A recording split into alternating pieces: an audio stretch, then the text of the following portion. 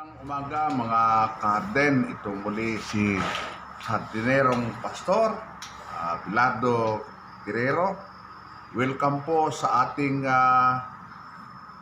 YouTube. At sa umaga ito ay nais kong ipakita sa inyo ang ating mga natural na mga products, mga fertilizer, pesticide, yung sinama ko rin ngayon yung tablia, no? Pure cacao tablia.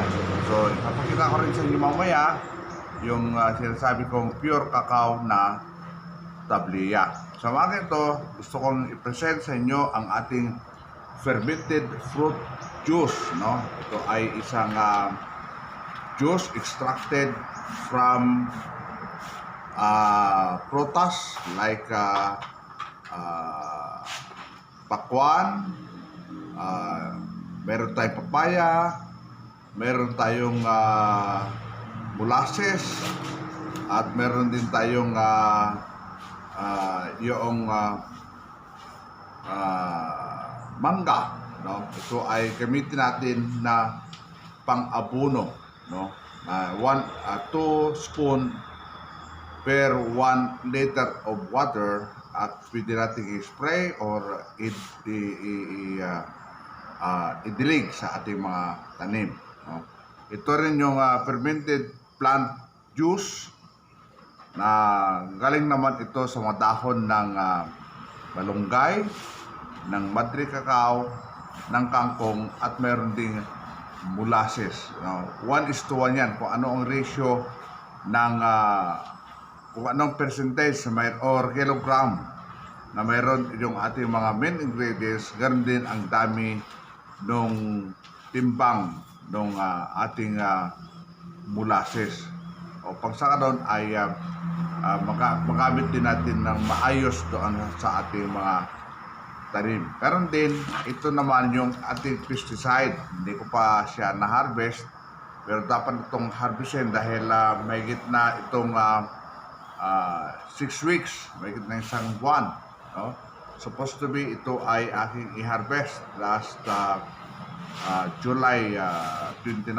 Ito ang Oriental Health Nutrients 2, na kung saan ay may sili, may luya, may bawang, at mayroon ding molasses, no? Ito ay i-spray natin ng hapon o pagsaron ay hindi siya magdulot ng dryness ng sa ating mga tanim, dahil ito ay panlaban natin sa mga peste na siyang sumisira sa ating mga tanim, no? Ginawa natin to upang natural nating gamitin sa ating pagtatanim ng mga gulay sa ating paligid, upang hindi siya infected ng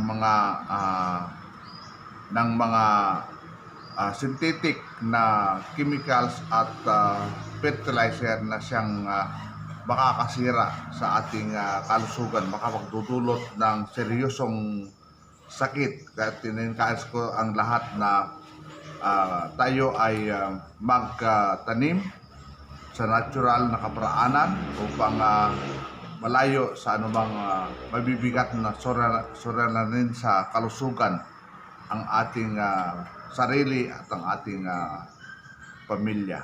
Isa sa mga part ng ministry natin dito sa Destino ay yung livelihood ministry ng ating simbahan, no? Meron silang livelihood ministry na kung saan rinupo ang mga gumagawa ng cocoa sugar at saka cocoa vinegar, no? Na mga cocoa farmers. Kasama na dyan yung mga cocoa workers, no? At ang layunin nito ay makapagbenta sila ng mga processed foods out of coconut. At isinama natin sa ministry na to dahil manakita na din natin sa paligid na may mga tanim silang cacao, no? At yung cacao noong una ay pinagtitisan nilang ibenta ng raw. No, ibig sabihin, kinarvest, in-extract sa sa ano ng purtas ng kakao at dirinay pagkatapos ay bininta, which is up to 80 pesos per kilo lamang. Ang binta nila ngayon ay in-encourage natin sila na i-process itong kanilang produkto ng kakao at ginawang tabliya. Ito ngayon yung ginawa nilang tabliya. Maganda ito dahil pure ito, no? At hindi siya katulad na hindi siya masyadong commercialized, no? Kasi yung iba mas maliit pa rito, yung kanilang tabliya ay isang dosina ay 150. Dito naman sa amin ay medyo malaki-laki, yung tatlong piraso, tatlong pares, which is 6 na pieces, ay nakakahalaga ng 50 pesos. No? Ito ay pure. Sa ating pagre-research kung ano ang magandang dulot ng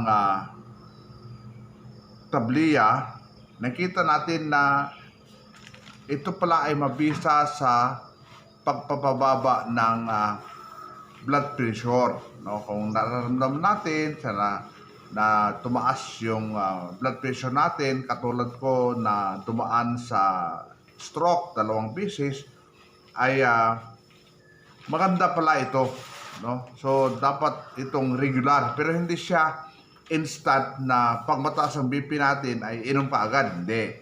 Kundi ito dahil natural, matagal ang process, no, ng effect nito sa ating sarili. So nire-recommenda natin na yung constant na paggamit nito, no, ng tabliya, no. Ganon din yung cocoa sugar. Ang health benefit naman nito ay maganda sa mga diabetic person dahil mababa ang glucose naman ito. Hindi katulad ng nakasanayan natin ng mga sweetener na kung saan ay ang glucose ay grabe, no. Gagamit tayo ng nakasanayan nating sugar, pagkatapos ay sasabayin pa natin ng pag-take o pagkain excessively ng rice, yung rice ay nako-convert into sugar, into blood sugar, matindi ang epekto nito sa ating mga sarili, sa ating kalusugan, no? Talagang mag-shoot up yung ating blood sugar. So ito po yung maganda, no, sa paggamit ng mga natural na paraan. Pero kailangan din yung pagtatanim natin ng mga ganitong product o ganitong crops ay sabayan natin ng natural na kaparaanan kung paano ito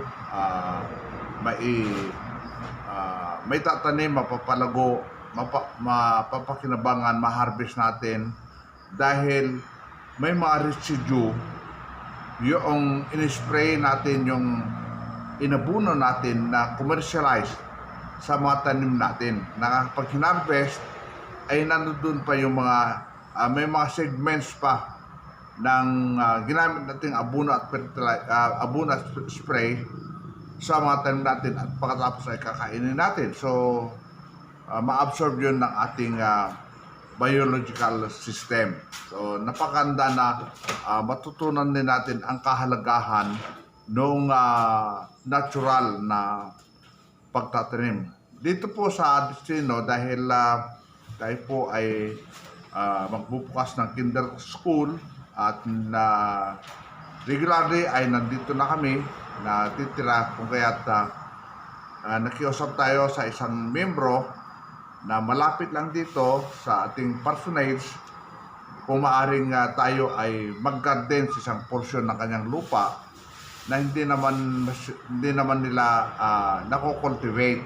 So pumayag naman. So next week simulan natin yung ating paggagarden, no? Simulan natin ang natural na kaparaanan ng ating paghaharden upang sa ganon ay tayo ay aside sa mag-set tayo ng example, hindi lang natin sinasambit, hindi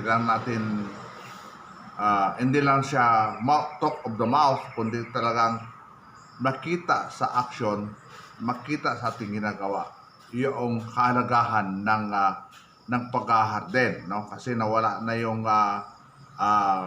from the farm to market, no, na mga pagkain, no, kundi from the market na to the house. Kailangan natin na ibalik yung from the farm to the house, no, para sa ganun ay meron tayong food sufficiency, no. Hindi lang food sufficiency ang ating target, kundi kailangan din ng food safety.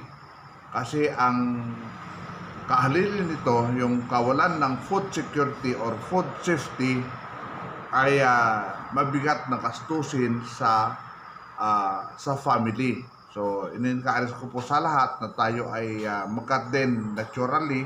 Magpapakita po ako next week ng ginagawa natin na natural na paghaharden. So, magandang umaga po. Ito si Hardinerong Pastor Abelardo Guerrero. Ina-encourage ko po kayo na mag-subscribe sa ating channel upang sa ganun ay maka-follow po kayo sa ating pong ina-upload na mga videos. I-like po natin para indicate natin na gustong-gusto natin yung ating ina-upload na video, at i-click din po natin yung ating bell button upang sa ganun ay maka-update tayo sa mga videos na ina-upload ni Hardinerong Pastor Abelardo Guerrero. And then leave a comment down below upang sa ganun ay makatanong tayo at we will find time na sagutin itong ating